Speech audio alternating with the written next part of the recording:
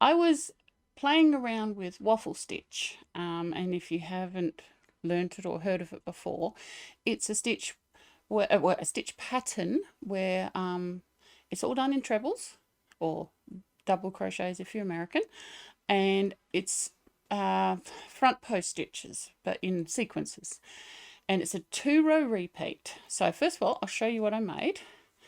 These are my waffle stitch bags, and it came apart from an accident. I misdid a row and I thought, oh, that looks cool. All right. So I did a couple. Here's another one. And the difference between this one and this one is 1 row. They're both done with mega tweed and a very large hook. And I'm also going to show you how I line them with my lazy lining technique, very lazy lining technique. And also you can use any yarn. This one here was done with that yarn that comes out every Christmas, the 8-ply yarn, 2 held together, and it's exactly the same pattern. On each one I've done the handles slightly different, and I'll tell you how I do them. They're all lined, mainly because it's such a dense pattern, but where you do your decreasing there is quite large holes, so you do want to line them. Now I can't call this a pattern because the waffle stitch pattern is freely available. All I can say is this is something else you can do with it. I'm not claiming this is my pattern.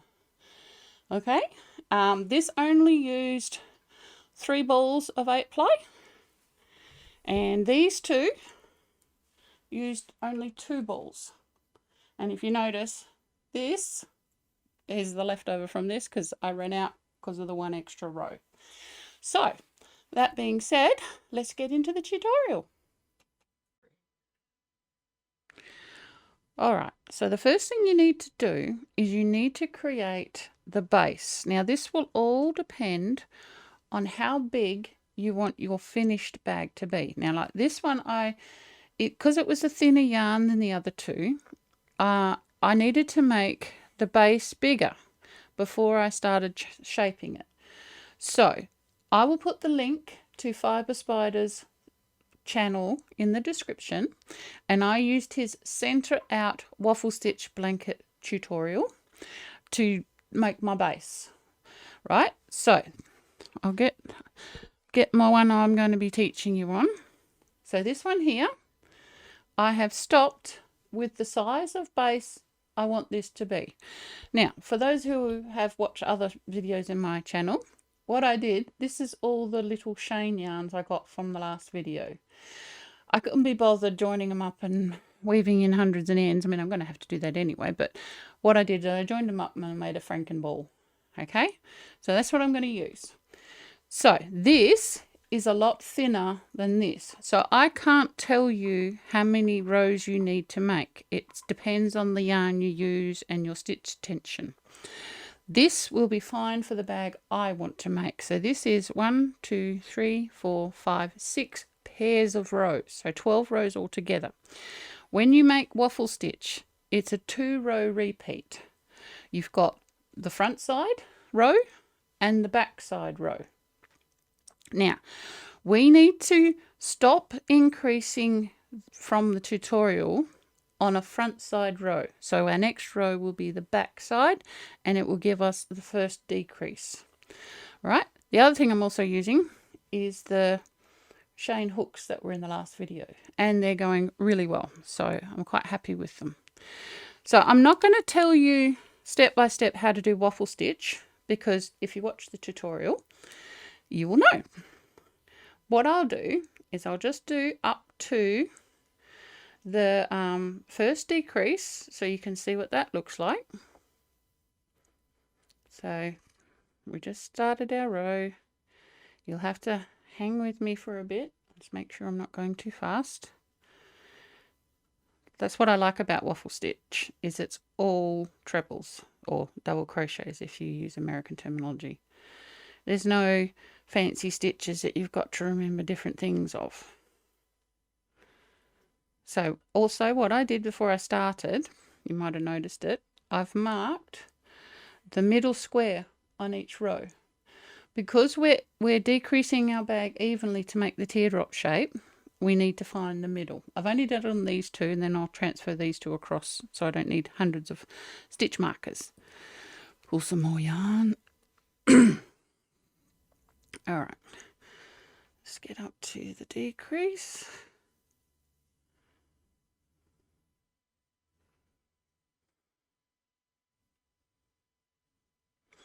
I apologize if I'm going too fast. I'm trying to make it so you can see, but it is just a treble stitch. And the thing with this bag is you can do as many or as few rows as you like. You can make a little child's bag with only thin yarn. You can make a big honkin' banana carry bag, and it's huge. All right, so we are nearly there. One more. Right, so we're now at the stitch marker I put in. So we've got to deal with it in these two stitches.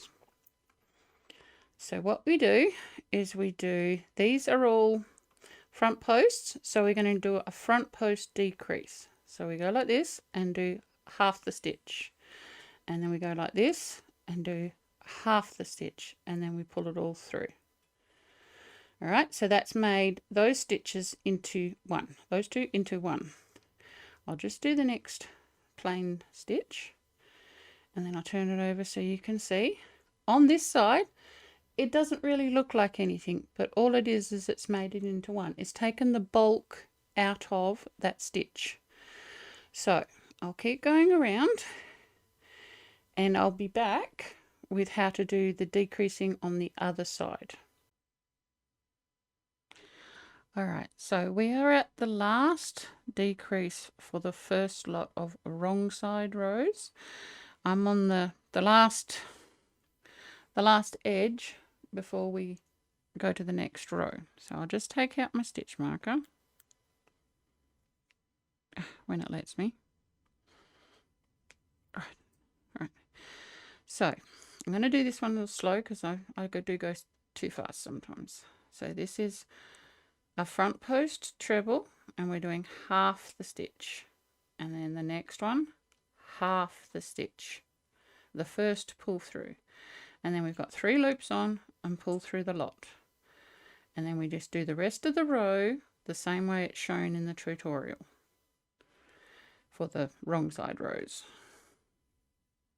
I'm trying my hardest not to go too fast for you, and ignore all these because I'll deal with them later. It's because it's a scrap yarn ball, a zombie cake, not a Franken cake. Whew.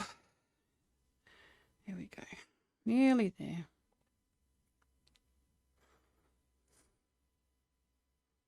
I started holding my hook like this so my hand wasn't in the way, so you can see what my hook's doing.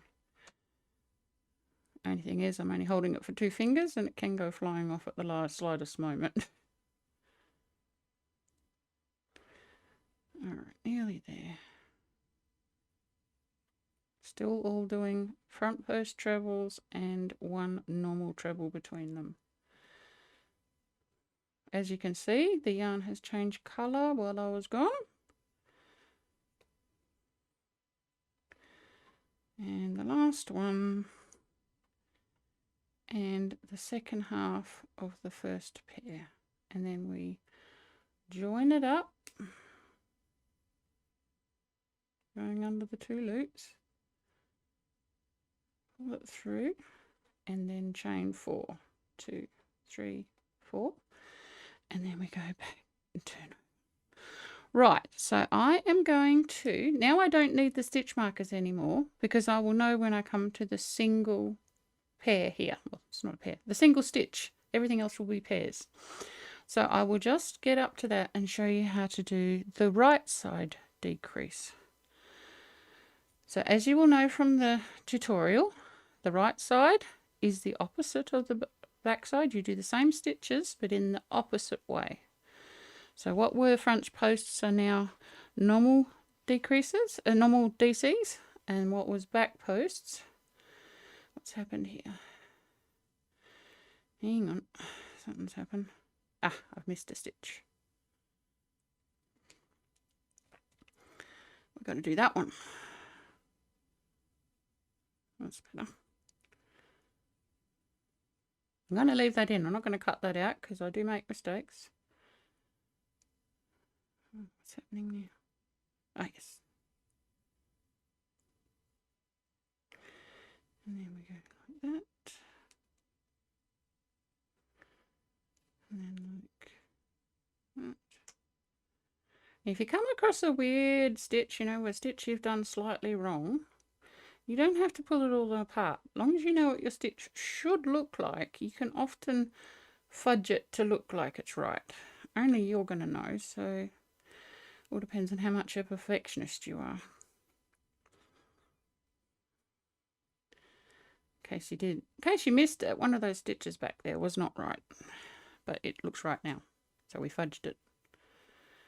Okay, we should be coming up to where the decrease is. Now you won't see much change in the shape of your work until you do the right side rows. The wrong side rows, all they do is take bulk out of the little cell. They don't make a design difference. Right, no, not that one. Must be, did we miss it? Oh no, it is that one. All right, so go back a bit. There you go, I nearly missed it. So what we do now is the same as the back. We're doing half, we're decreasing, but we're going to skip that stitch in the middle. We're just not going to bother with it, and then pull through. And it makes a little triangle. So if you notice on this one, our very first decrease is a little triangle, but then forever afterwards, they're all squares. That's your first decrease. It's the only place you'll see that. And so we keep carrying on. So what I might do, seeing as it takes so much longer to do the rows with this thinner yarn, I will do that one again just so you can see. So we do the first half of a front post DC, and then we skip the one in the middle and do the second one of a half, and then pull through all three to make our little triangle. So you should have a triangle on each side. So that's how you do the decreasing, and they're always going to line up with the very center, and as you work it'll go those, and that's your increases. These will always be decreases, these will be increases. So your number of stitches won't change because you're replacing them in the corners. So you keep going up until you're happy with the depth of your bag. By about the second or third lot of decreases, you should be able to see the shape that your bag's going to be. And then I will be back once my bag is up to the height I'd like to show you how to do the handles and the finishing edges. There's a few options on finishing edges, there's a few options on the handles, and we'll be back with that. All right, so we're back now with the waffle bag, and I have done my expanding and decreasing. We have finished on doing an inside decrease row, and in total we have 1, 2, 3, 4 outside decrease rows. Most of the bags I've made with this have had 4, but of course they've been all different plies of yarn, so they're bigger and wider and whatever, but this is how much I'm doing for this bag because I wanted to make it quite a small little hand basket. No, that we go places in.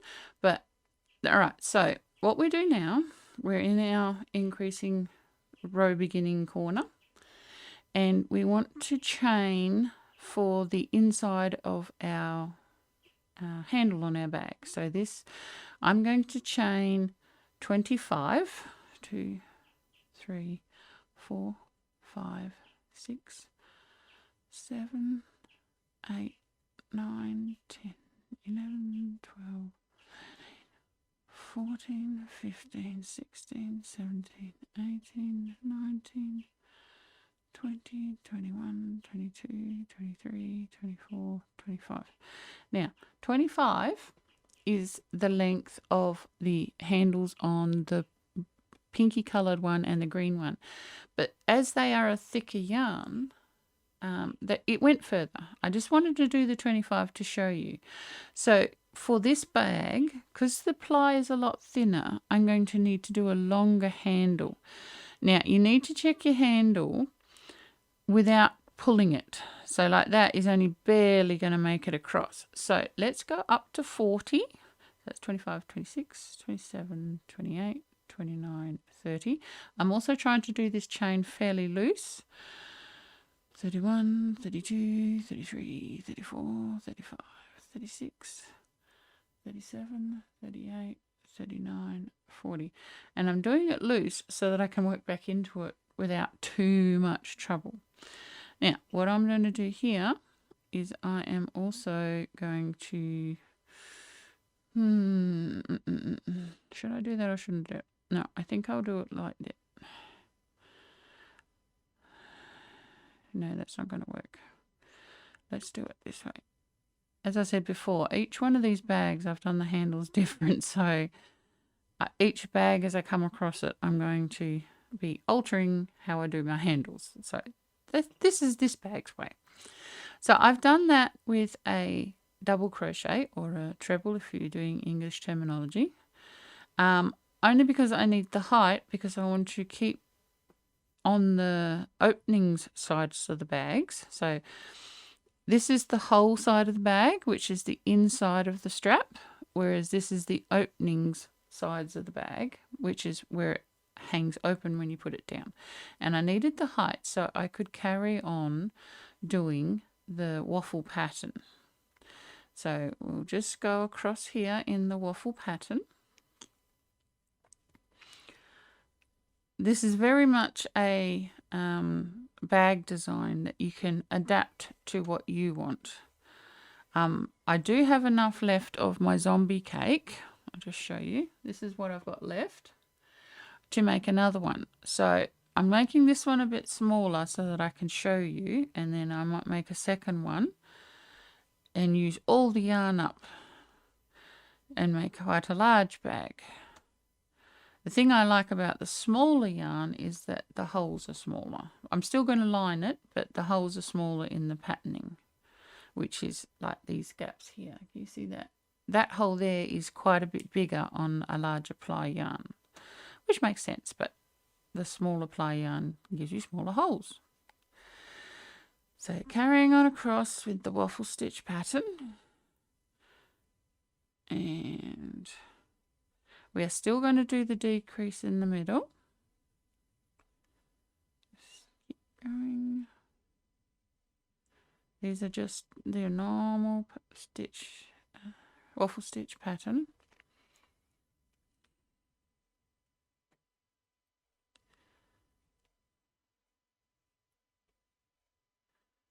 Now I try and do most of my handles without cutting the yarn, or cutting the yarn as little as possible. So it may be different to the other ways people do it. So this is our decrease for the outside. Makes us another square that follows all the squares all the way around. So we go here.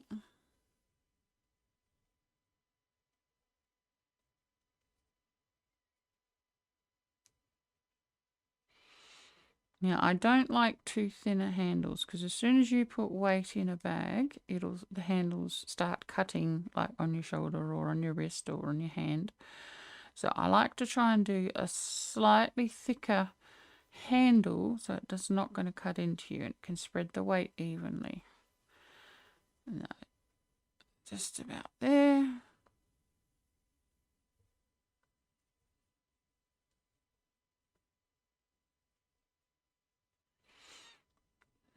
When you need music playing.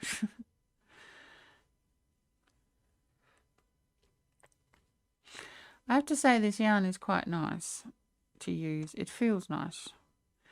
This is the Shane's bag of small yarn balls that I did in a previous video.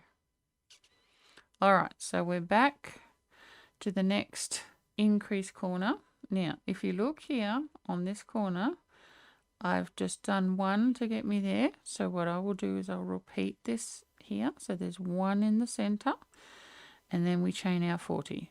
2, 3, 4, 5, 6, 7, 8, 9, 10, 11, 12, 13, 14, 15, 16, 17, 18, 19, 20, 21, 22, 23, 24, 25, 26, 27, 28, 29, 30, 31, 32, 33, 34, 35, 36, 37, 38, 39, 40.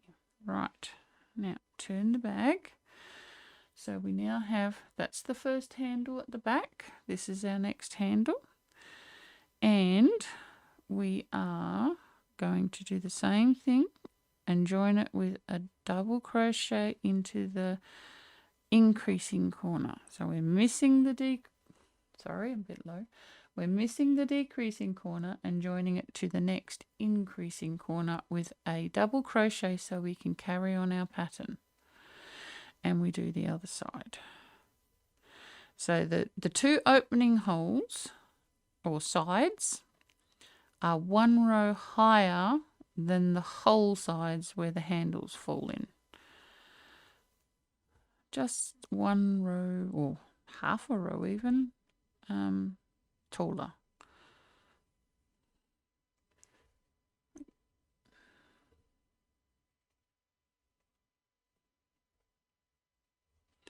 And what this does also is it puts the handles to the side when it's open. Oh, move it across. You see that hangs on the outside, not inside the bag. Okay, nearly there.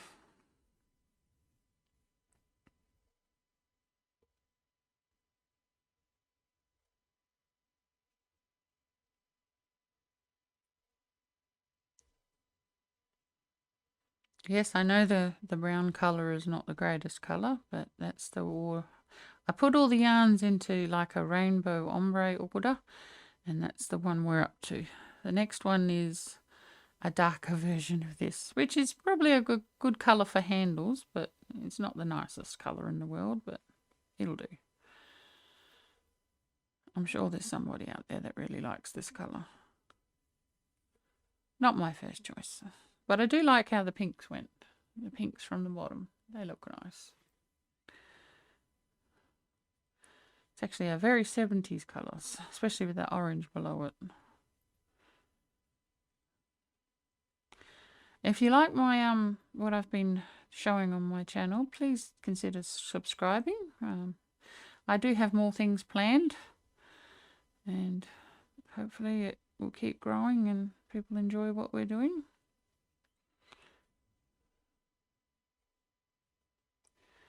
Alright, we're nearly there.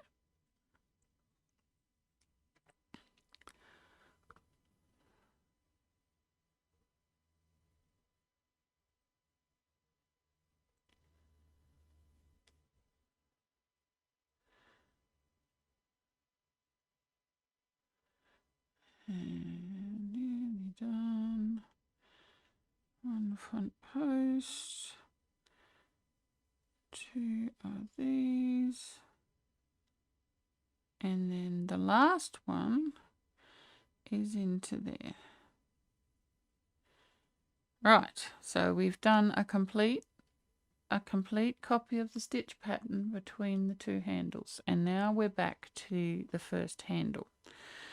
Now, the way I do this is, you can see here, this is the back of the chain, so we want to turn the chain so we see the front. Put a loop on your hook, turn the chain, and then put it into the first chain. Now I'm just going to do this in trebles or double crochets if you have American terminology, and we're just putting one treble in each chain, but only on one loop of the chain. Let's see if I can bring it up so you can see. So yes, we're going into one side of the chain and just doing trebles.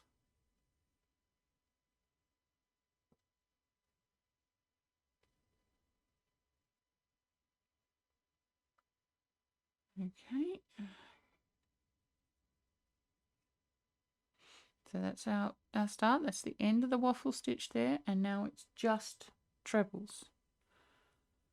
I usually make the handles fairly plain. They are wider, but they're fairly plain. I don't do too much patterning on handles because they do end up rolling up a bit and you won't see it, but they look nice to begin with.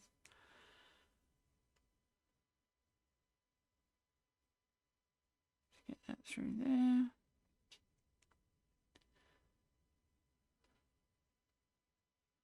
So you could do variations of this if you'd like. You could do a half treble to give you a bit of a denser handle. You could even do rows of single crochet coming off the side of the chain, whatever you like. This is just what I like. So we're doing one in every of the 40 chains.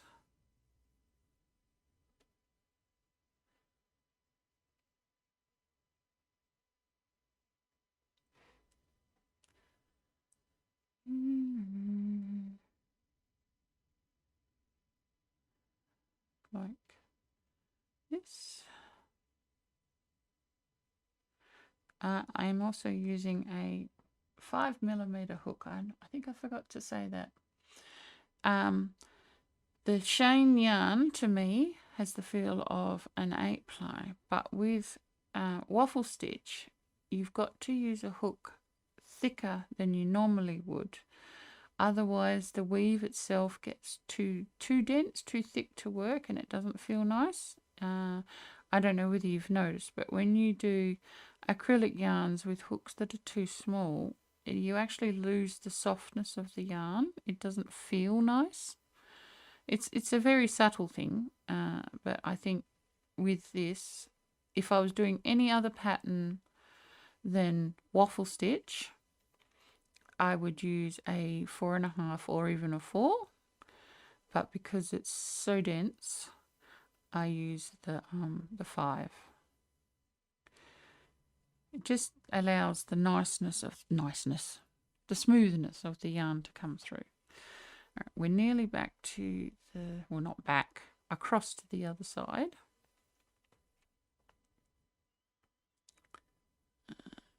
Now, you would have noticed that the first stitch is a normal double crochet or treble. I might start saying, what am I going to say? I will say treble because that's what I learnt on. I learnt UK terms, so you can see by what I'm doing which one it is.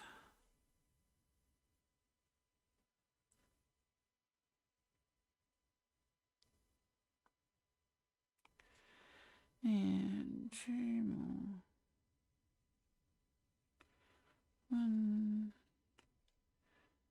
2. Come on, get through. Now, I just want to show you the back.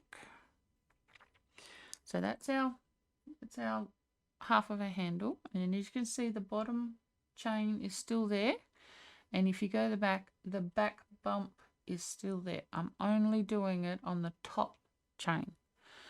Right, now for this one, we don't want this to be too loose, so what I'm going to do is I'm going to do a double crochet to get me down, and then hang on, maybe I won't. Would we do that? Yes, I think I will. And then I'm going to do single crochets in the back loop. Now, how does that look? No, because that's only going to leave, see, that's only going to leave me the back bump to put the other side of the chain on. So we'll take that off again. And what I'll do, because this has come a bit looser, I'm going to do half trebles, I think. Yeah, that's what I'll do. Half trebles. Like I said, I do every handle slightly different, and I figure it out as I go which one I want to do. That's why I said this can't really be a pattern. So you've got to do what looks right to you. So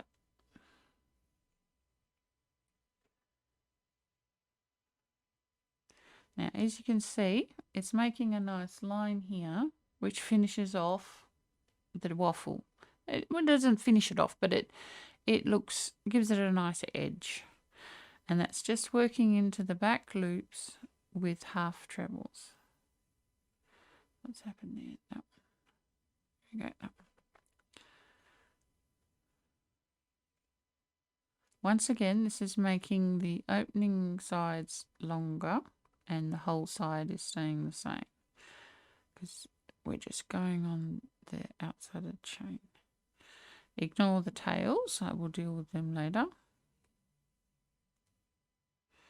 And we've just changed colour, which is good.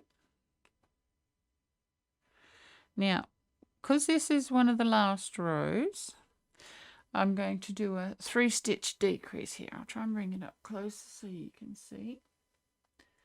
So we're going to go 1 there and pull through, 1 on the decrease and pull through, and then 1 on the next stitch and pull through. So we've got 4 loops on the hook, and then we pull through the lot, and that's made us a decrease in the edging.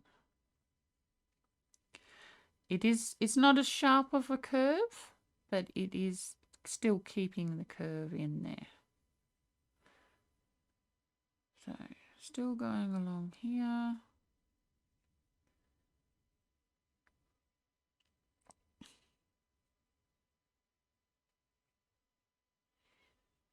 So we're going to do the outside of the handles as one big loop.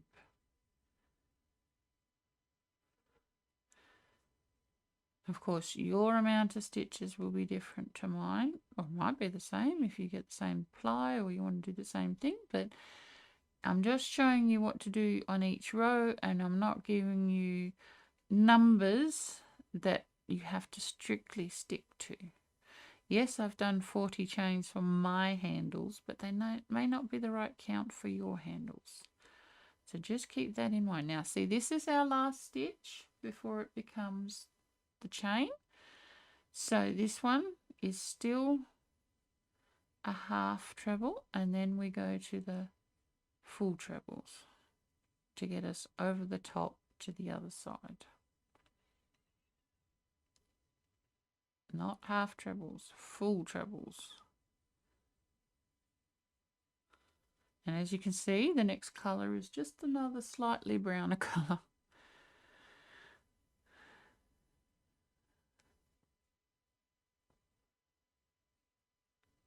Oh, split that one. That does happen a little bit with this, but it doesn't seem to pull that split out, if you know what I mean. If I can catch it and put it back on, it doesn't make it any longer, which is good.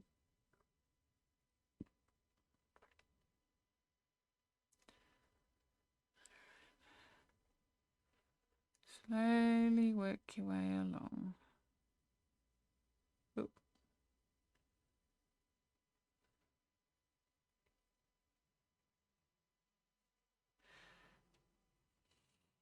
I do think this bag would also look really good in a thin rope and maybe one of the thin chenilles. Not sure on the chenille though, because they can be tricky sometimes.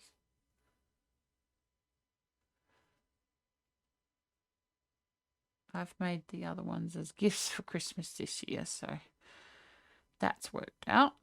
Got a couple of Christmas presents done reasonably quickly. This is quite a quick bag to make.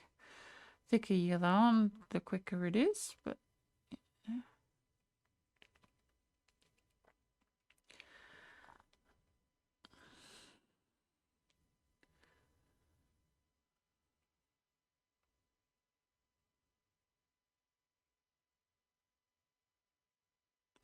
Now I like to do the outside edge of the handles first, because then if you need any adjustments to help them, you can do it on the inside of the handles where it is not as prominent or visible.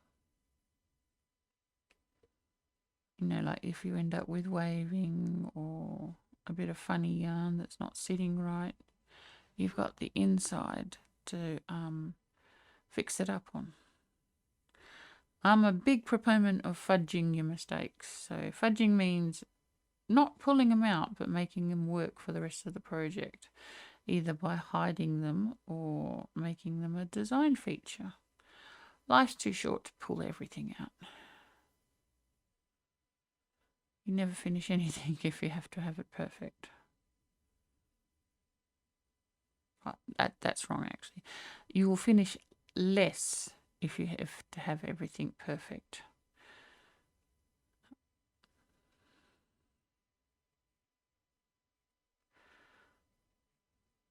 All right, I think we're nearly there.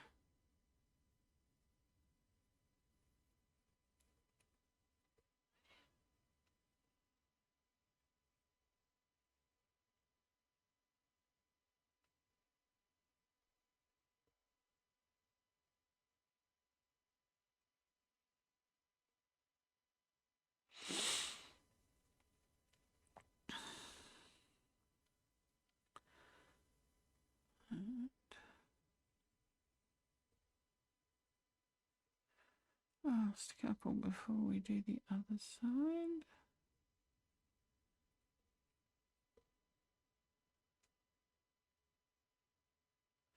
All right, so now the first one in here is a half treble, and then all the rest are half trebles.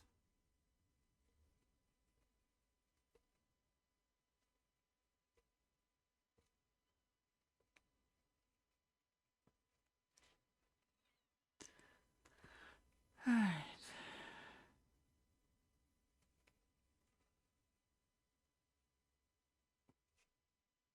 That doesn't look right. Let's do that one again. Say what happened is it caught some of the bump yarn. So the hooks from Shane, that's also what I'm using. This is the 5mm from the Shane pack I got at the same time as the yarn. It's working really good. It's got a rounded head on the hook, but it seems to easily glide through the stitches. At least the Shane yarn stitches. Maybe they were made for each other. But yeah, I have no complaints over the hook at all. The handle's quite good to hold. It doesn't slip around in my hand. It's got a thumb rest, so that's even better. So we'll just do our 3 decrease here. So that's 1, that's 2, and that one is 3. Pull them all together and go up the other side.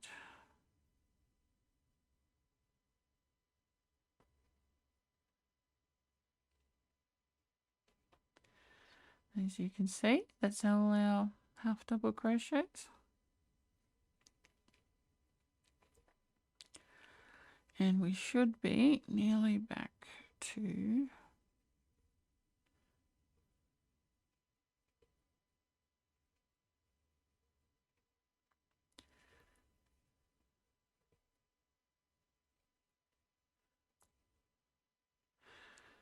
the first stitch in a second.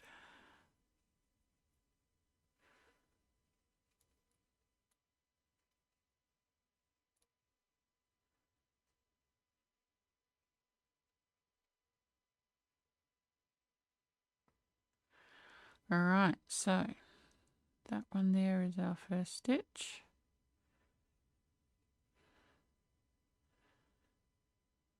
Now, what I'm going to do, let's just do one like this and see how it looks. Yeah, that should be fine. And then we'll just do a slip stitch to here because we don't want to add any more height. Now, you've got 2 options here. You can either chain 1 and go back and do crab stitch all the way around, which will give you a it's like a textured raised edge to the edge of the bag. Let's do a couple more so you can see.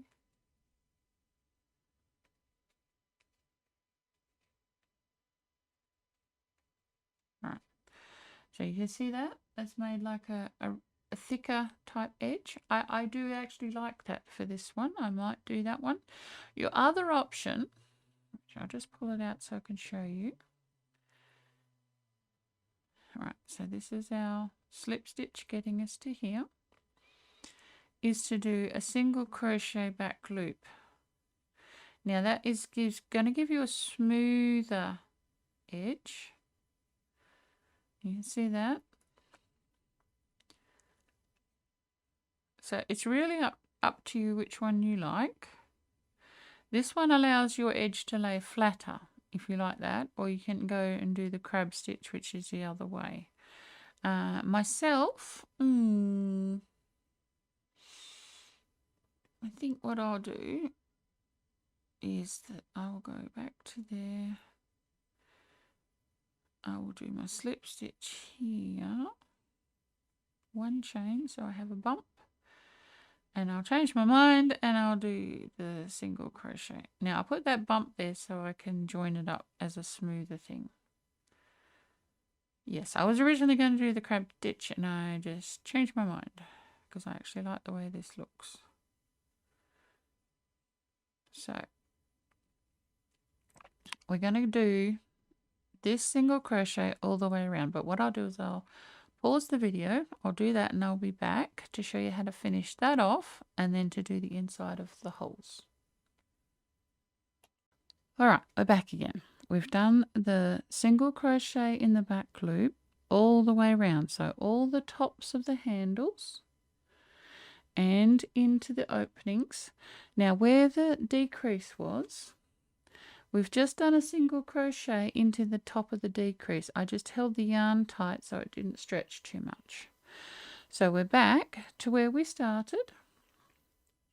So we'll just join that up.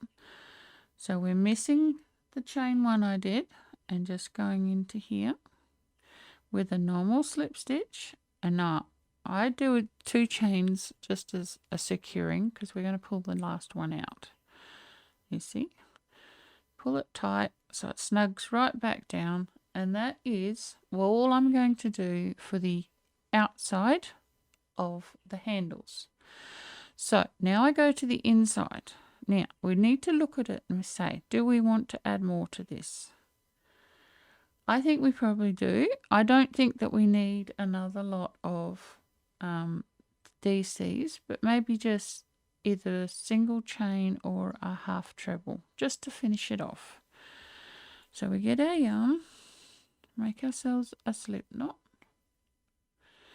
Now I'm going to start, where would I like to start? I think I'll start here in the decrease. Yeah, that way I can hide the new one. Actually, what I might do instead, I'll go the one next to the decrease just in case I decide I'm going to decrease in the decrease. Does that make sense? So we'll just go like that. So we've got that and the loop on. And then we'll go up one, I think. Yeah. I think what I'll do, so look, does that look nice? No, I think we'll stay with the single crochets. So we'll go into the same loop and single crochet in the back loop of each of the top V's on the stitches, just like we did with the outside of the handle. So I'm not going to show you the whole of this. All I'm going to show you is how I get around the corner, because you'll do the same thing on the other corner. So all this is doing is making like a little bit of a firmer edge on the inside of the handle's hole, not opening, the hole. Just firms up the edge a little bit, makes it a little bit more hard wearing, a little less flimsy.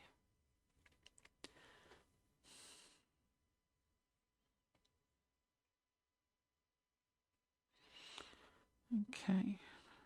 Now what we're aiming for this interior corner is we want it to lay flat. But we also want to turn the corner. So let's turn the bag so it's straight to us. Now we have one. We've got the side of that and we've got that. Now we want to end up over here and we want it to lay this way. So what I'm thinking is I'll do one more stitch.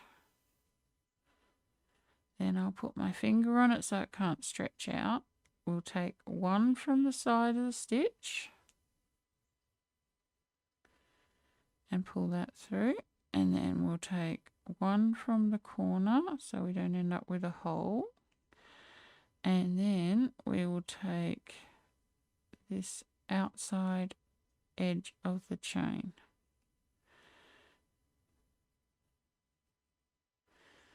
Now, does that look nice? No, not really. Okay, let's try that again. I think I might have made one of the stitches wrong. So, side of the stitch. This one. And that one. That's what I did wrong. And now pull through. See, there's four loops there. Pull them through. Like so. That's better. Turn the bag so you're not pulling on your stitches and then keep doing. Now, because this is the interior, we're taking the other side of the chain of the handle and we're just crocheting it. Now, I'm a little bit away from there and you can see that's not bulging out too bad. I mean, of course, it'll stretch when you use it, but you want it just reasonably flat when you first start. And around here.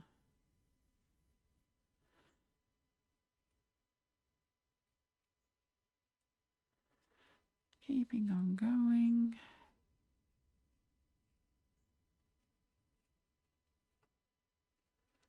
As you can see, it's making quite a nice edge. Now, you could get this ridge on the other side if you go for the back bump. Let me show you. Like that.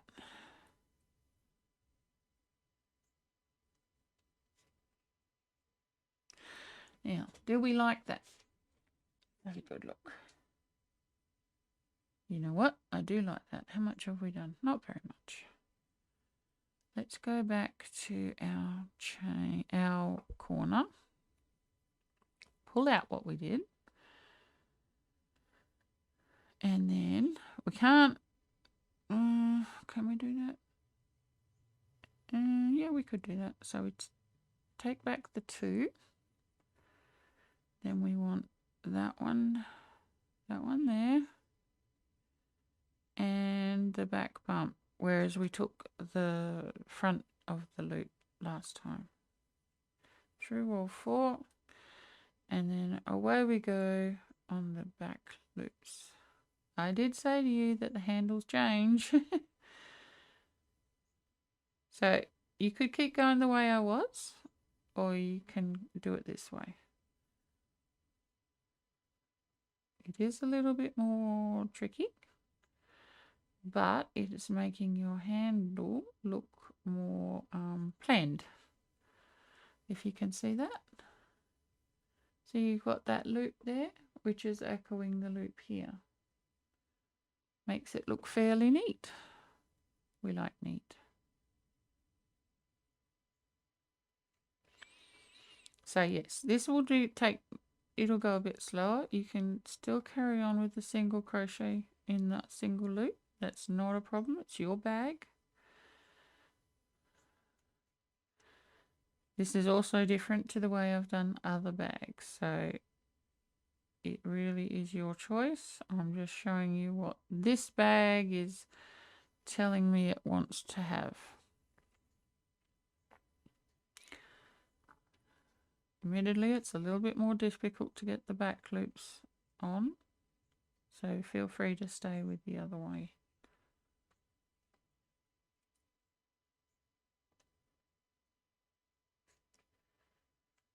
gone through both? No, it hasn't. Now it has. Keep going off the screen, I'm sorry. Go on, go through.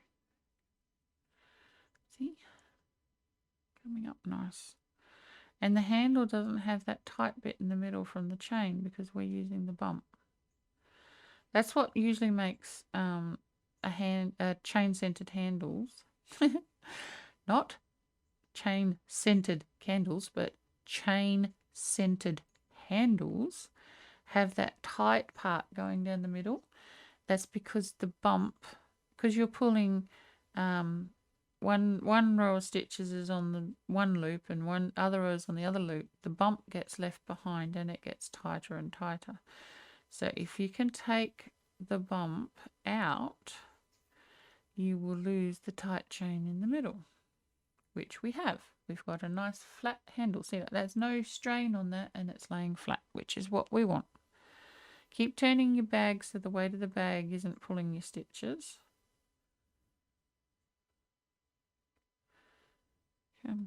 Especially with yarn that's as soft as this. Doing the back bump is considerably slower,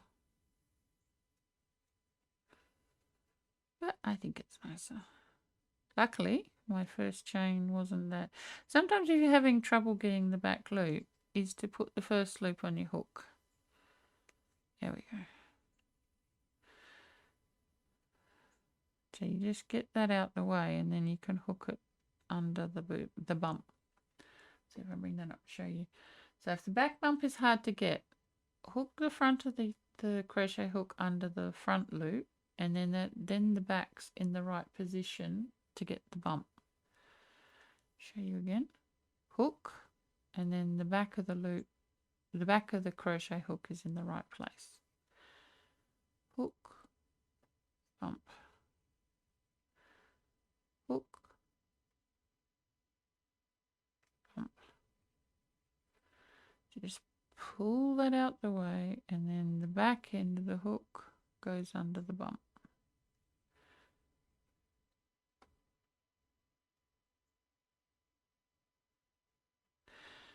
Of course it doesn't help when it falls off.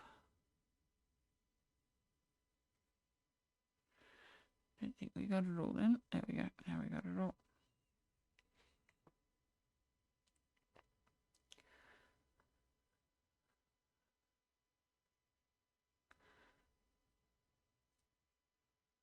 Here we go. I'm just going to show you the second corner because we have to. I keep splitting the bump. We have to get around the next corner. I might even do the bottom as well. We'll just see. Get past all this first.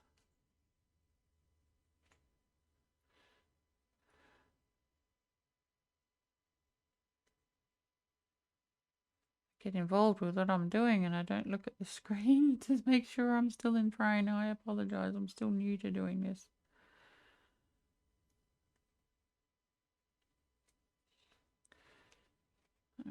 Nearly there.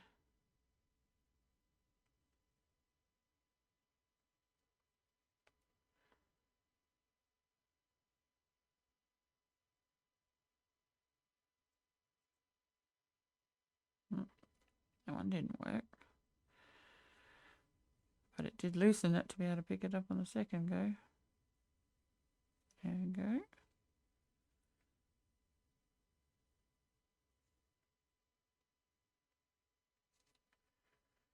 That one. Now, we need to pick up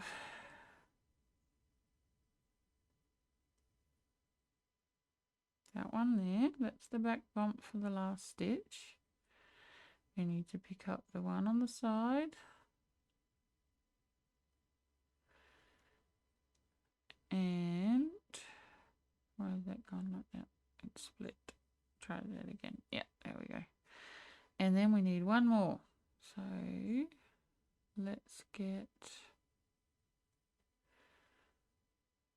that one there. That gives us four stitches to turn the corner with. Now, we were doing the back loop of those stitches, so we turn it so we can see the V's and go for the back one. And just continue on down.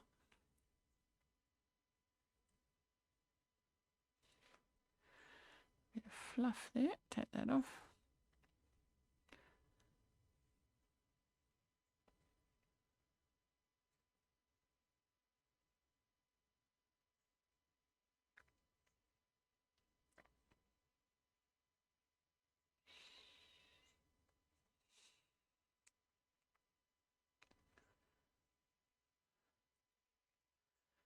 Alright, nearly there.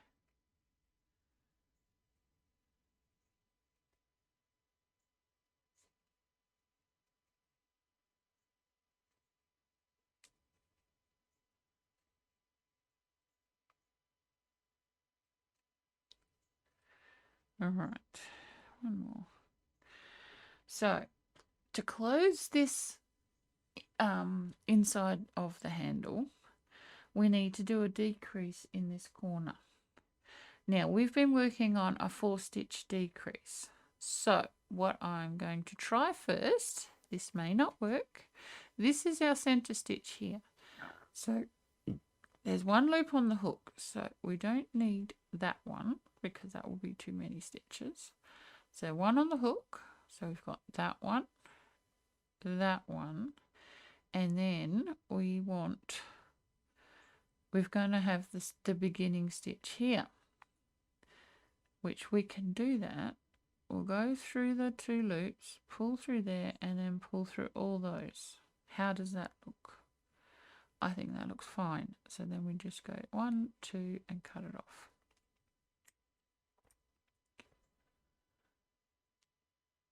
Pull down with a nail, hide it at the back. Now we still have that thread there, so don't let that come forward and make it look wrong. So that is the inside of our handle edge, our 2 ends. We will fix all the ends later. And the handle has no twist in it. That's because we used the back bump. So I need to do the same thing on the other side, and then we will be ready to make the lazy lining. And I will see you when I do that one. All right, I'm back again, and I have finished off the handles all the way around. No, I have not sewn the threads in because I'm trying to get this done in a reasonable amount of time for you. And also, it doesn't really matter if you haven't done the threads. So, what I am going to do is show you how to do my lazy lining of this type of bag. Now, the thing you've got to remember with lining crocheted bags and knitted bags is that they stretch. So a rigid lining is not going to do you any favours with being able to use the bag. If your lining is too rigid, what will happen is the bag will drop on the bottom, but your stuff will be up here. So you need to accommodate some expansion. And what we want is expansion this way rather than that way. That way the bag is not going to drop, it's going to pull up. So, first thing I do is I turn the bag inside out, right? Especially with the waffle stitch, because it's such a textured stitch. Turning it inside out actually will pre-stretch it slightly for you to give you a better idea on how the size is. And the other thing is that this bag is fairly even in measurements if you make a cross with the corners, because we have decreased approximately the same amount. Yes, there is a bit more on this side, the opening side rather than the whole side, but it's not by much. Right, so we've got that ready to go. Next thing is, on all the bags I've done, all I got was a fat quarter of cotton material. I actually got it from the patchwork section. I got this one so you can actually see the directions I'm going in. Now, first thing I want to do is make this a square. When you get a fat quarter, it's not a square, it's a rectangle. So what I did is I ironed it all out first, and then I folded it in half diagonally, and it's left this bit at the top, which is my excess. I also, if you can see the crease, I also did the other way just to double check it was the same amount. So this bit up here is what we want to lose. So we'll be smart. We'll put pins in just to hold it in place while I cut it. Otherwise I'm going to not have a straight edge. I like doing this way because there's not a lot of sewing. Okay, so we just put a couple of pins in just to hold it in place. And I am just going to cut with my lovely spotty scissors. We're just going to cut off the excess. That's all we're doing. We're only cutting one layer of material. We're not cutting through them both. It doesn't matter if it's a little bit jagged. You know, if you're a proper sewer, you'll probably have cutting mats and roller cutters. You can do that, but you don't have to.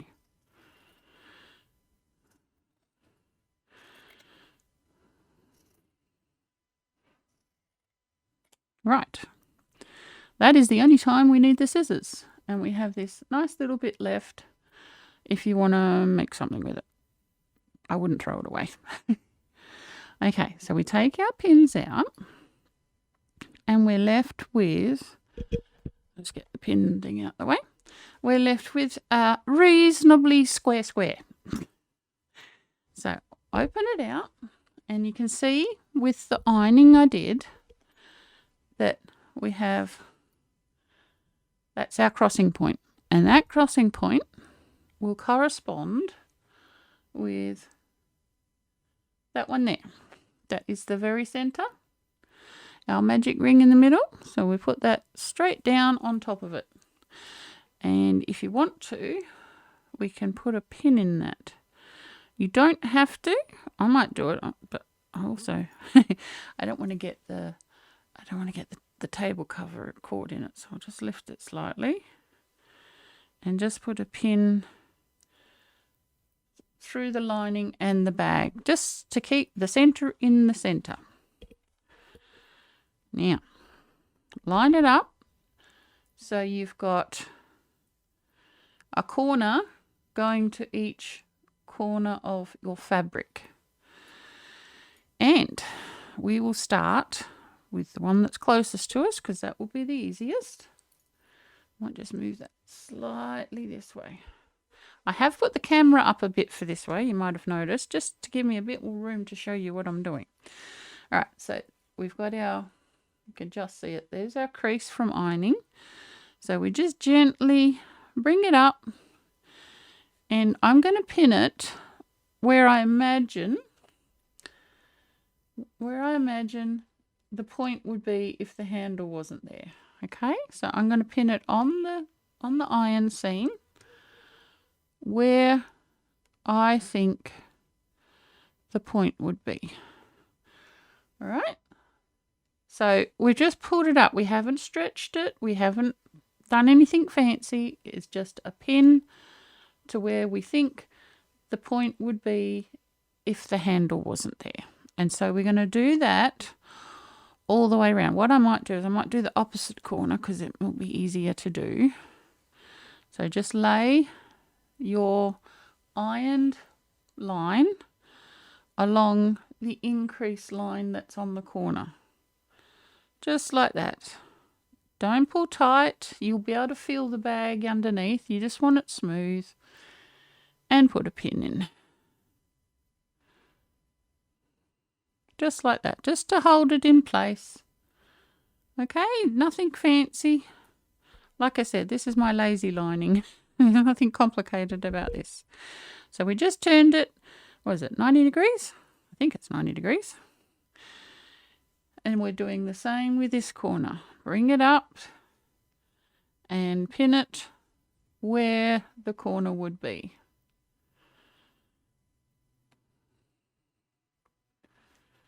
And the last one, the opposite corner. Bring it up, lay it over, match up with the increases, and put a pin in it. Right along the the pleat line from ironing. All right, so we've done that. So it looks a bit weird, but anyway. So now we'll go to one side. Now you got to remember the hole sides.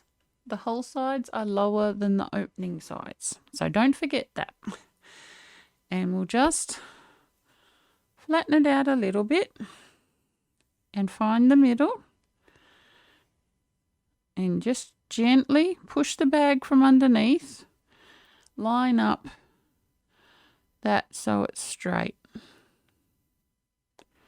Just like that. Now, you see we have a bit of a pleat here. Holding the bag flat, not stretched, but flat, just put your finger in and fold that pleat back to the middle. Not the handle end, to the middle. And put a pin in. Lots of pins in this.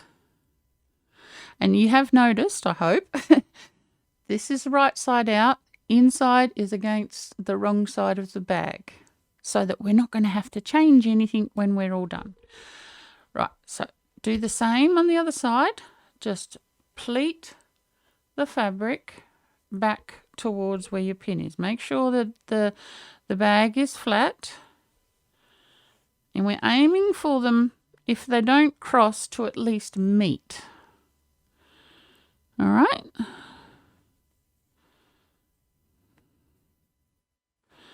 And there we go. So that is our first internal corner. We still have the handles coming up here. On this side, nothing much is happening. Can't really see anything on that side, but that is our first corner. Now, I do suggest that you turn the bag all the way around and do the opposite corner first, and then you can do the other two opposites, just to keep it even and not under strain. So we just make sure your hand's inside and the bag's not buckling. That's where your middle part, where the big long string is that I haven't put away, and just lay it on. Just smooth, not tight, just smooth. And we go like this. I always do my pins upwards so I can stab myself. Makes me careful. All right. So now we have our pleat again. So we are just folding it over back to the middle. Make sure that it's fairly flat. You will fiddle with these a little bit more. This is just to get us kind of in place. All right. Now this side. Fold the excess material back to the middle, just like that.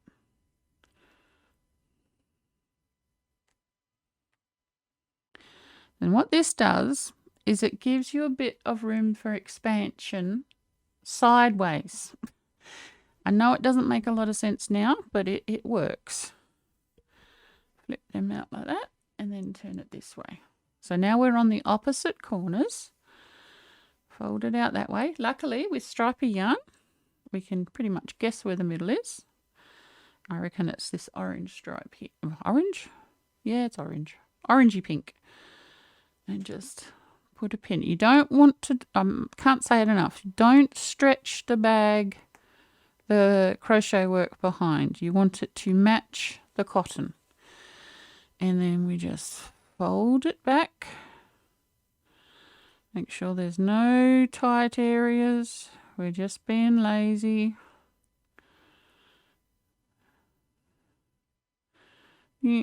I do like to line crocheted bags. As I said, sometimes the holes are a little bit big, and if you're putting anything in here, like if it's a project bag like scissors, or if it's going to be your going to town bag, car keys, they will go through holes, and you don't want that.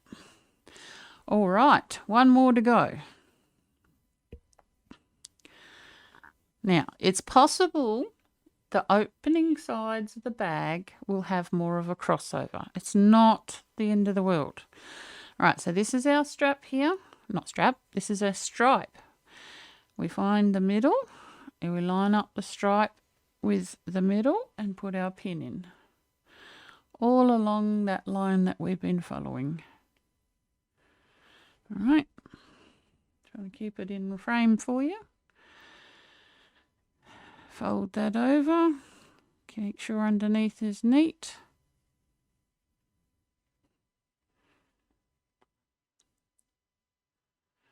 Fold that over. And the other side. Make sure that it's not too, what's the word, crumpled up. Make sure underneath is reasonably smooth. Now, if you have a bit extra, push it further underneath. That's better. Yep. And we put a pin in that.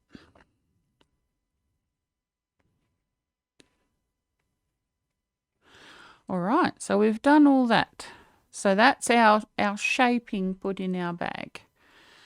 Now, I like to leave a generous amount of seam allowance. You may want to cut some off, but like I said, this is a lazy lining.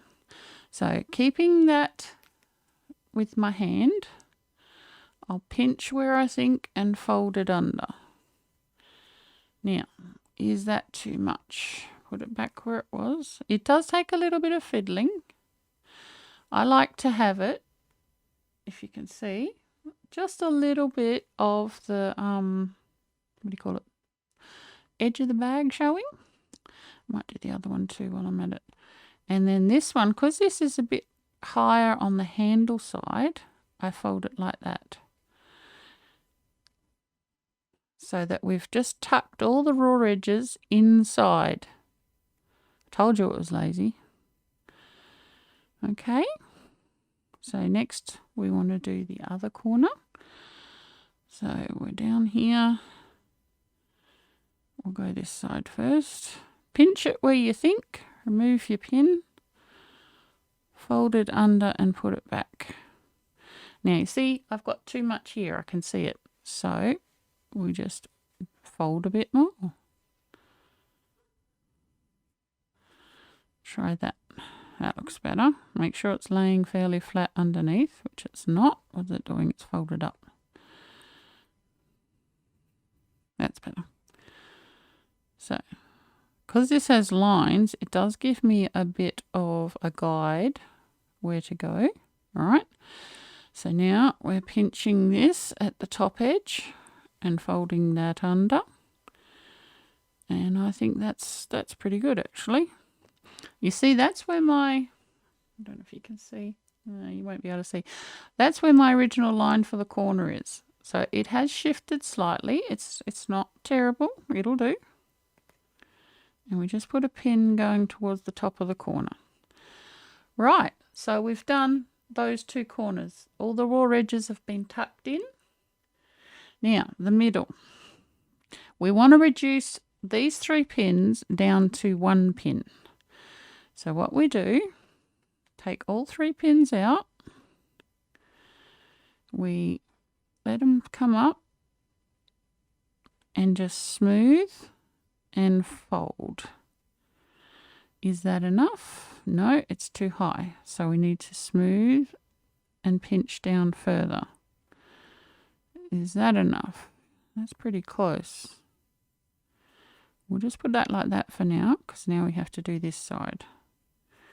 Fold it back. No, a bit more. Okay, that's pretty close. Tuck all the little rods in. Now, if you look, you can see that that's gone over. That's actually what we want. So we want to pleat and then fold over. Yeah, it can be a little bit awkward. Now, see, I've got a gap, so I might put it down a bit so I can manage it a bit better. That's that. Bring it up, fold it over, bring it down, fold it over, bring it down. Okay, see that it's made a nice little pleat there. Pick up the edge and make sure it's all matching. Yes, that one's a little bit out. we can manage that. And then we put our pin back in. Just tuck them a little bit just to hold the pin in. All right. As you sew it in, you'll be able to just neaten those edges up. But that's pretty much right. And what I was saying about where the fold is, if you can get it to bow both over, it stops these becoming pockets for things to come inside because all your raw edges are in the fold. I hope that makes sense. So what I'm going to do is do the opposite side again. First thing we do is to fold these ends over. I should put all these pins in the pin thing before I put my arm in them. All right. So we are going this way first, fold it under and match it up so you can see a little bit of the work on the outside. Then we fold this one under. I reckon it's about there. And we can see a little bit of the end, a little bit of it here. We'll be able to fiddle with it a little bit when we sew it. It's just a guide. All right, now do the other one. I really hope I'm explaining this all right. Now, inside edge first. That's down there. Take the pin out. Fold it in and lay it back.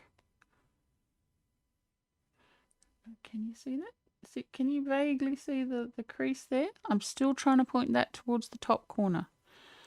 Then we pinch that side in and fold it back. Now, here's an end. Tuck it in. Because what we'll be doing, because of this being cotton, we will be sewing with cotton, hand sewing it, and we can tuck all those ends inside as we go around. All right, so we've got these two corners done. So all the corners have been done now. Now we do the inside corners. Put the pins down. Fold that up and then under. Right, and then this one up, then under, and then put it back into the curve. And just pull the end straight. And that one's a little bit high. Bring that down a bit. Yep, that's close enough. Now they're not crossing, so we just make them cross a little bit. Find the end again. There it is. And then put the pin. We want to go like this through all the layers so it all holds together with the least amount of pins as possible so you're not stabbing yourself. And that's how you'll have the top edge sewn down, just with a little bit showing. So now we just do the two sides that are left. Put the extra pins back in the pin thing before you stab yourself with them. Hold them all in place.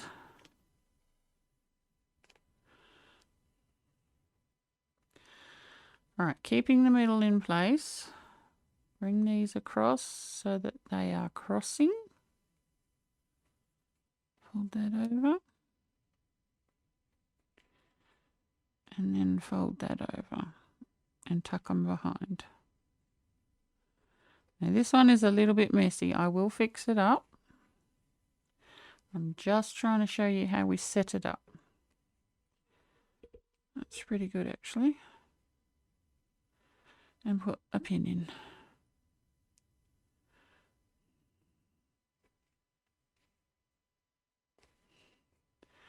So that's what we're going to see on that side.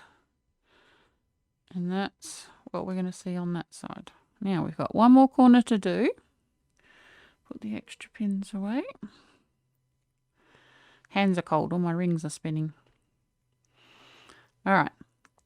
So this is our last corner. Take all the pins out. Stretch that out. Bring that across a little bit more. Tuck that under. Take the middle one out.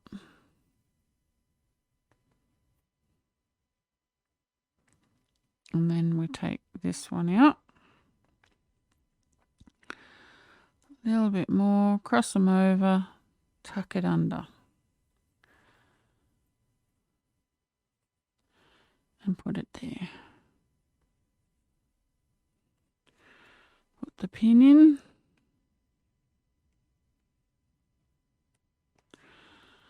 All right, so this one, see, has a little bit tall. Get the extra pins out the way. I will need to fix that. We need it to come, oh, it's not even onto the thing. That's why it's a bit tall. Let's pin it through to the bag, not just to the lining.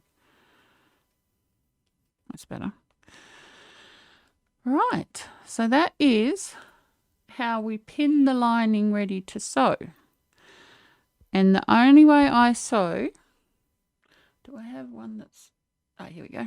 Now, this is not the colour I'm going to use, but it's just here convenient, so I will show you. So we just got doubled normal hand sewing thread on a needle. We pick, I usually try and pick from a top corner. And I've got a knot on my end. And tuck the knot underneath. And then sew through to secure. All right. So first of all, I work from right to left, which, no, you can go the other way. And all we do, take that pin out before I stab myself, is we pick up a bit of wool, pick up a bit of folded over fabric. Pick up a bit of wool, pick up a bit of folded over fabric. I hope you can see this. Let's see if I can go higher. So, a bit from the outside and a bit from the inside. You don't need a lot. What you need is lots of stitches, getting both parts in. And when I've got about a centimetre's worth, I just do it again in almost the same spot and then come back through your loop. And what that does is it puts a little knot in the line for you. And then carry on.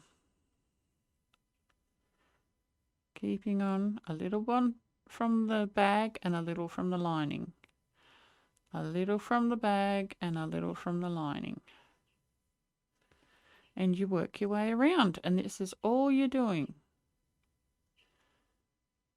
Little from the bag and a little from the lining.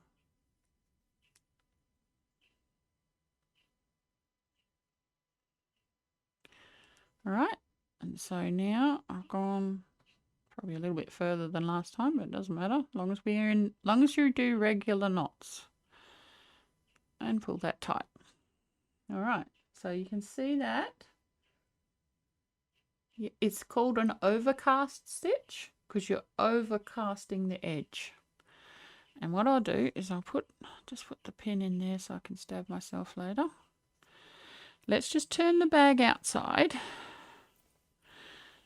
And we can take this pin out of the bottom so we can have a look. So, you cannot see the lining attachment from this side because we're only taking from the inside. And it's fairly neat, flat and tidy. And so you carry on all the way around. And that's how you do the lazy lining for the waffle bag. You can pull up as you go, so you don't see the lining from the outside. You just have a little edge of yarn available on the inside. And then this lining can stretch with the bag, whatever you put in it. You're not going to have a trouble. And that is how you do the lining for the waffle bag. All right.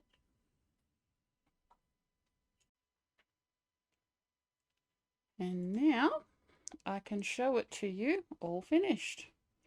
So I have gone all the way around with the overcast stitch, and then where the pleats are, I've just gone down to the little bit and then up again. And that is the bag finished. And that is the whole tutorial. So they make a nice, this has made a nice little bag. And like I said before, you can use 2 strands of 8 ply. You can use 1 strand of mega tweed. And the pattern's the same. You end up with all sorts of pattern. Other good thing about these bags is that they will hold themselves up. Looks a bit like the alien face hugger pods, but anyway. And yeah, I hope the tutorial has been useful and that you make lots of waffle bags, and I will see you on the next one. And please, if you like what I've done, subscribe and get notifications, and we'll see you later. Bye.